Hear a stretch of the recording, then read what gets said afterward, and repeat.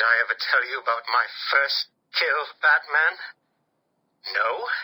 As I am sure you are aware, my parents were dead and I was rich.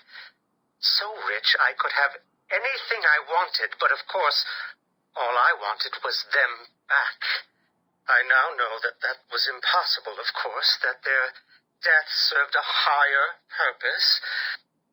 But back then, I had yet to experience the joy of cold steel cutting through warm flesh. I had no idea how I could save these people from the relentless misery of their existence. You should have stayed that way. Really? Then I'll stop now. Find another telephone, Batman. Goodbye. You made it. I think I will continue my story. I feel the need to talk, to confess maybe. I was rich and alone, but not for long, of course. I took to gambling, or maybe it took to me. If only I had been good at it. I may not be where I am today. As my life spiraled out of control, I desperately formed a plan. A plan to win back my parents' money and be happy again. It didn't work, of course. Plans like that never do. But as I stood outside the Iceberg Lounge on that hot summer night, I remember feeling something. Hope, maybe.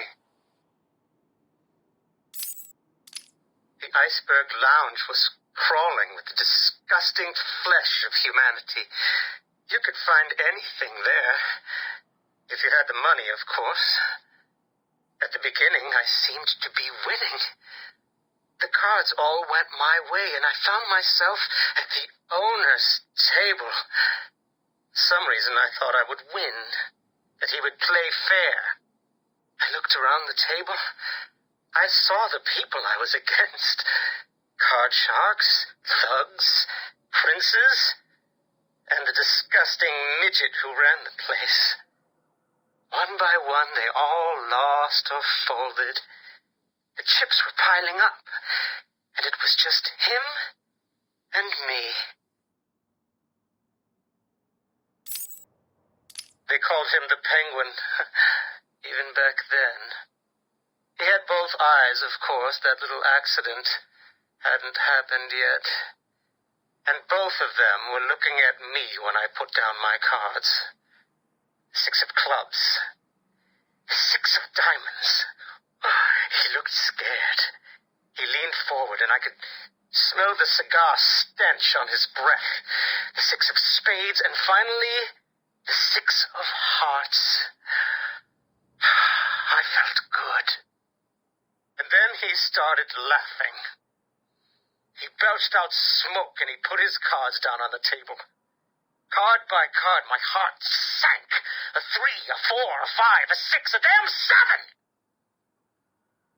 Straight flush ended me there. I was lost and thrown out into the city to die, penniless. Can you imagine what it was like, Batman? I was numb.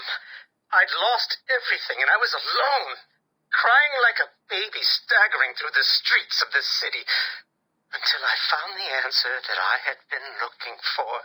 I stood there on the Sprang Bridge, looking out at the sea.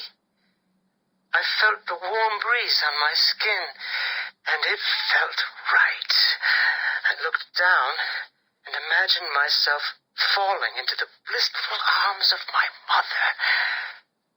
And then he appeared.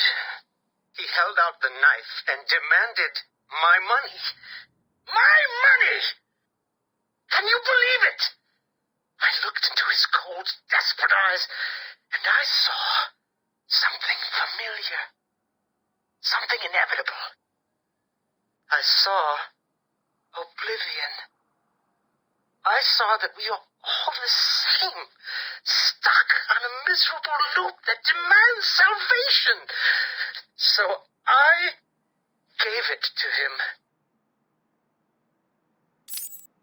Can you imagine the vagrant's surprise when I grabbed his knife from his hands? It was instinctive. It was beautiful.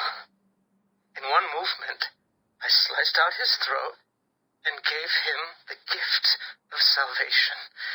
It happened so fast, but I felt every joyous sensation. The blood sprayed over my face, and I saw what little life was left in his eyes leave. But then it was over. I felt lost, like it had been meaningless, that no one would acknowledge my sacrifice. And then it happened. Without realizing what I was doing, I plunged the knife into my forearm and cut deep. It was incredible. I felt my body elevate to a higher place. It had become a temple to my work.